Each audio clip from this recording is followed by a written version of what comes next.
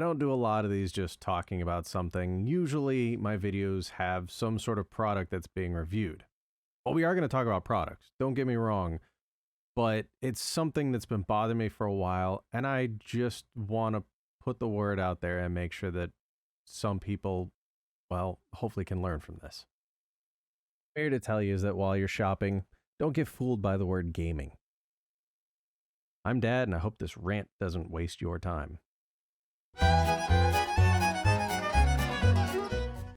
So you have the usual gaming mouse and, other gaming peripherals. And those, of course, are very important when you are gaming. And there's some companies that have really used that word in a comedic fashion. Did you know that there's a gaming gum? Not good enough? Did you know that there's such thing as gaming socks? Those aren't the products I'm here to talk about. I know it's funny, it's a good laugh, but that's not what I'm talking about.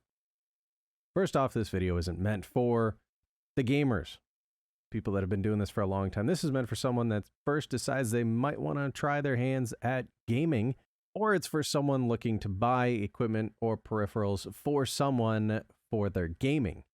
There's no tests or regulations that these products have to go through in order to put gaming on their product.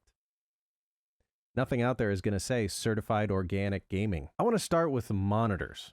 I didn't realize until maybe a couple of years ago how massive of a difference it can be between a cheap monitor, a gaming monitor, and a truly good quality monitor. What you want to look for is response time. So you want that to be 1 or 3 megaseconds. You want that to be 1 to 3 milliseconds. You want the resolution to be preferably 1440p. 4K right now is a little hard for some graphics cards to run, and refresh rate can be very important in some cases, but even for any game, if it's under 75 hertz, you start to notice a difference in quality. I would prefer 144 if you don't want to spend a lot of money on a monitor, but there are monitors out there that are 240 or greater. You might pay a little more for those. When it comes to keyboards, you're going to want mechanical. And I would suggest going with Gateron or Cherry MX. Now, which color is a personal preference, so if you're buying for someone else, this might be a little bit hard, but to play it safe, if you don't want to ask them, go with the reds. If you are picking for yourself, try picking one of these up.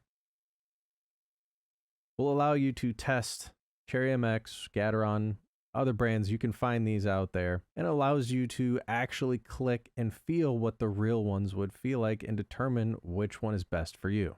There's a lot of mouse out there that you can... Mouses?